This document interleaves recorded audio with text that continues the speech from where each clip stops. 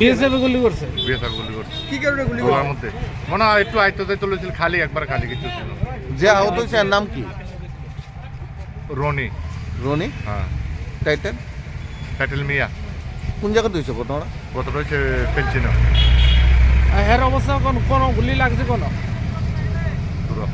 কয়টা গুলি করছে? একটা গুলি করছে না? কোনখানে রেফার করছেন? পুটিয়া। না না, রেফার করছে জিবি হসপিটাল। আচ্ছা, এটা আমরা কি মনে হয় এটা কি বিএসএফ এর কোনো ইয়েতে করছে? বিএসএফ মনে হয় কি এটা আবার বিএসএফ কি কারণে করছে? বিএসএফ কি কারণে কইছে এখন কান্দাত গেছে গুলি দিলে এমনি কি করতো ছেলেটা, কি করতো? ছেলেটা এমনি বাড়িতে গৃহস্থ। আচ্ছা, আপনারা আপনি যেহেতু বর্ডার এলাকা, আপনার বর্তমান পরিস্থিতি নিয়ে কি বলবেন বিএসএফ এর ভূমিকা নিয়ে? না, বিএসএফ তো খুব উত্তেজিত করতে গেছে। আচ্ছা, তাদের কাজটা কি আমরা আইনি করবেন না বেআইনি করবেন? এটা দেখা যাক না, দেখা যাক। এখন তো আগে রুগী দেখানোর কাজ দরকার, পরে না চিন্তা। আচ্ছা, তাহলে কি রেফার করছে? কোন রেফার করছে? জিবি।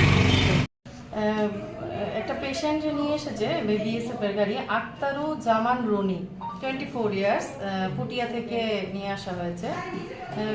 পেশেন্টের গানশট ইনজুরি ছিল ফেসের রাইট সাইডে এবং নেকের থেকে ইনজুরিটা ফেসের রাইট সাইড অব্দি ছিল।